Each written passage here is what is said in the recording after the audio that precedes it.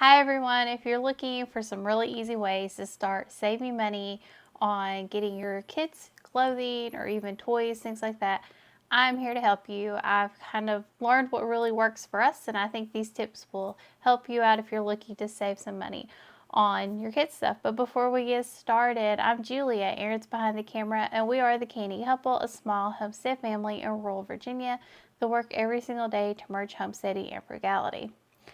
And you always hear the usual how to save money, buy used, ask for hand-me-downs, things like that.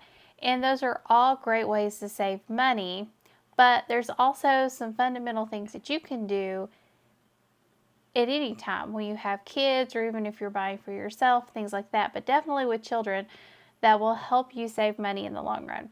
So I want to share the few things that I've learned to do in the past few years.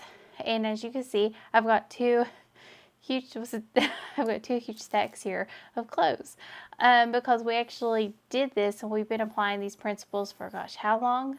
Since she's been since we've had her. Because I always like to try to make sure we're taken care of when it comes to clothes. So my number one thing, and let me get this bag down. So you can see we had a really big sale. My number one thing to do is to buy your clothes ahead. When I go shopping at these sales, I am not buying for the current season at all. I'm very rarely am I even looking at the clothes, the size she's currently in. I will be very, very thorough in the next size up. So right now she's in 3T. I will be looking through those 4T clothes with like an eagle eye for the usual things that we need to look for. I will also be looking at 5T as well to start building up that stockpile of clothes.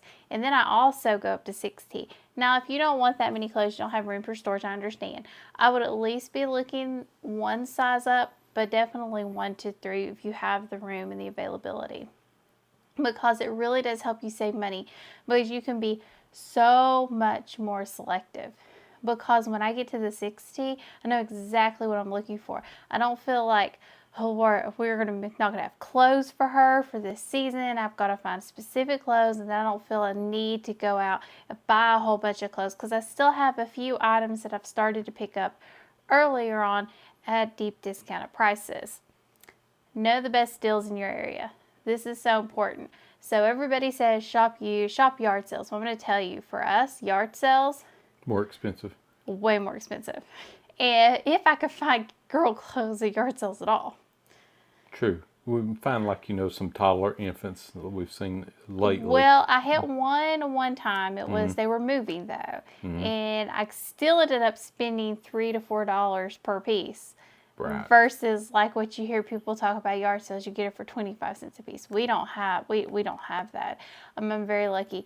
Consignment stores, again, they could be $4 or $5 a piece. So we have actually found is they do these pop up because consignment sells in different parts of our area. I don't know how nationwide they are, because there was somebody who actually came from a couple hours away, and she was in the line saying that this was game changer for us because she didn't have anything like that. She lived in a pretty decent sized town. Mm-hmm. So when we go, it starts, usually they're like 3 to 4 days long. They're 3 to 4 days long. And by the end of it, they're ready to get rid of the stuff. So that last day, unless the tickets are marked, it says no discount, you can get everything for 50% off. And that's what I focus on. I focus on those 50% off sales. Yeah, we don't go any of the days beforehand. We don't go any of the days? We did try going to one beforehand, remember? And we were like, wasn't really worth it, It wasn't worth it. But it's something we might have to go to eventually, but we've been able to use this to help supplement her wardrobe or build the base of her wardrobes for future years. And I will also say what I do is I have boxes in her closet that are labeled. So this is next size up, and then I date the day that I put them in there, and then the next size up. So like right now we're at 4T, 5T, and 6T. 6T is new, so I'll have a new box for 6T, and I just keep having those boxes and rotate them through. But it's definitely been our cheapest option to hit those 50% off sales. I might not find everything. That's why I'm always a size up. So I have that extra little bit of time to really shop sales. And this is just with anything. Know your stores. If you're buying used, if you're buying new, you need to know what you're looking for and where to go. If we go into a store, I don't even bother looking at her current size. Very rarely. I'm always going to the next size up and looking at those clearance racks, especially like after the holidays, anything like that. I've gotten sleepers for 70, 80, 90% off, brand new, and that works for us. So make sure you're looking there. As long as you don't mind your kid wearing, something with reindeers or penguins on it throughout the, February, March, when it's still a little cold and they need those fuzzy pajamas. Shop with your lifestyle and also practicality in mind. Now, I will tell you, this gets a lot of us because they make so many cute clothes and you're like, oh, it's adorable. But I've really learned this the hard way. I don't shop with the idea of, oh, well, this is super cute, it'll look so good on her. I really look at the practicality of, what do we do every day? What does she need to wear every day? What does she sleep in? What does she wear? What do we need when we go out? And here's kind of how I've built her wardrobe. And it's seasonal, so we have daytime clothes, usually easy outfits put together. In the summer, it could be dresses, it could be shorts and a t-shirt, something to keep her cool and comfortable loose. We have going out clothes, something that's a little bit nicer, still shorts and t-shirt, casual, but also have a few dressy items if we need them. And then we also have bedtime clothes, depending on the season, whatever that needs to be. If it needs to be fuzzy pajamas, thermals, all of these things. And we really keep that in mind with practicality, because what happens is you spend a lot of money. And we actually got an outfit. This would be a going out outfit for her. And it has tags. And I've gotten outfits, these things before with tags on them. So this is kind of what we look like. Here I spent $5 on that one, but it was new with tags, so I was okay with that. Here I got 2 dresses for $3. So these were $1.50 a piece. And here's a pair of pajamas. They're good transitional pajamas. Yes, they're Valentine's Day. That's fine. Pants. How much was the last one there? Oh, $2.50. I have noticed the pricing goes up the bigger they are. I paid a lot less. I caught more $1 deals when they were smaller. It's gotten more expensive as she's gotten older. Like, here's 2 pair of leggings for $1.50 each. So they were $1.50 because they were $3. Here's another pair, 2 pairs of leggings for $1.50. And like, here's a little outfit to go out in. This is a 6. She's not in this yet, but just looking super simple, cute outfits. A pair of overalls. Our little one does like overalls like her daddy. Now, I did pay up for the overalls. Before I could get them like $3 or $4 when she was smaller. Now, as she's getting bigger, $7.50 is a good price. It's like a little dress. We don't buy a lot of dresses, but this one is like $2.50. So it's just simple, classic, timeless pieces that will work, and just keep building that wardrobe up that way. That's kind of what we focus on, our needs. I also needed bows. My little one likes her bow in her hair. It's an everyday thing. Her and her Ray Ray's bows. That's who she says these are for.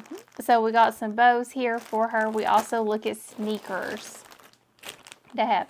So these would be outside sneakers for her to wear just around the house when she's ready for them, just to have a pair. And how much was the shoes and the bows? The shoes, $2.50 for the shoes and $3 for the bag of bows. So we really try to focus on making sure we're getting the most bang for our buck at these things. But that's what we focus on in our household. So you have to do it based off of yours. You also have to think they're not going to keep these clothes for a very long time because they're growing. They're little, they're growing. I feel like she's grown a size in the past 3 months. And she probably has. I mean, she's definitely filling them out. So this is the other part of this. Don't overbuy. Make sure you're not overfilling your space and you're having too much stuff to deal with. I think that's another big problem we have, because they're going to outgrow it so quickly. So just buy as much as you need. Now, I know this is a hard balance to find, like, well, what all do we need? They wear through clothes. So you're going to have to figure out that balance for your family.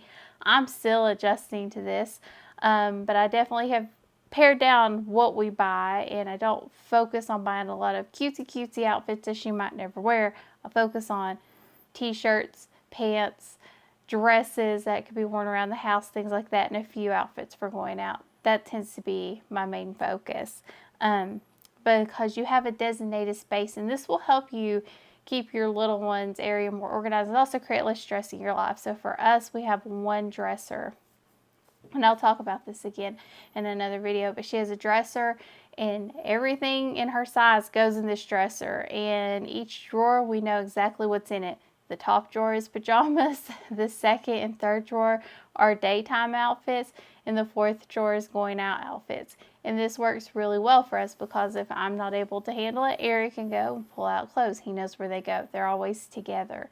And it just works really well for us. So don't overbuy. Don't stuff the drawers and have a lot of different places to keep clothes. It will help you save money because you're probably going to have to go buy another wardrobe in another 6 months because they're growing so fast. So these are just things to think about. These are the things I have done through trial and error and learning, and I will say the thing that has probably saved us the most money and also created more peace of mind for us is always buying the next size up. I never go into these things with the idea that I have to buy anything for her current size. I always go in with it in the mindset of, she's got enough clothes now, I need to get her next sizes up. So depending on what size she is in the wintertime or the summertime, I have a few outfits, if nothing else, just to get us by until we can get her some more clothes, if she outgrows what she's currently wearing. So you have anything to add? Just so you know, like all the clothes on the table plus the bag you saw at the beginning, all of that was about $150. Yeah.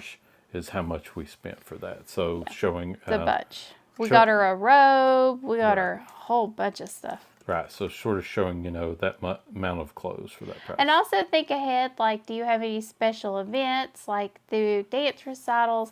I know swimsuits are super expensive. So I always look up and try to make sure I grab some swimsuits just to have, especially because they're very gently used. Like, they're hardly used at all at this age and size. And I always look for the swimsuits here because I know I can sometimes get a really good deal. Before, when we were looking, they were really expensive, but I've kind of, at this age, they're not so expensive. I can get like 2 swimsuits for like $2, and that works out really well. So just kind of think ahead. If you have costumes you need to make, think ahead, what's that costume going to be? Can I go ahead and start pulling pieces together so building that costume's easier? Or holiday parties, anything like that, you can start thinking ahead, because if you have like a holiday party you go to every year and you're going to a Christmas sale and you're looking ahead, go ahead and get those dresses, those outfits, and have that on hand in a box ready to go when you need it. I will tell you, this has saved us a lot of money. It's kept us from stressing as much, and I've made the system, as we've grown through it, I've made it as easy as possible. So if I'm not able to handle it, Aaron's here, he can figure it out. What do you think? Yes. I know where everything is. At least. He knows where everything is. And I try to label it. That's the other part. Make sure you label. So let us know in the comments below. I'd love to hear, what are you doing to save money? Are your kiddos' clothes or anything else? Because this sale has everything on sale if you need it. For us, strollers, high chairs, just about everything. But you usually go to those beforehand because those tend to be the high ticket items that go out first. But you can go there and get just about anything you need for your little ones at the start of it. So let me know, what do you do? What's in your area? What's the best sales for you? Because I will say, for us, trial and error, we have found this is by far the cheapest I can get kids' clothes compared to anything else in all reality in our area. So I'd love to hear about your area because I know everybody's area is different. And also make sure you hit the like button and subscribe to our channel. We would really appreciate it. And check out our link tree to see all of our other content. And as always, thank you for joining us on the Candy Couple, where we work hard, live simple, and enjoy life. Have a wonderful day.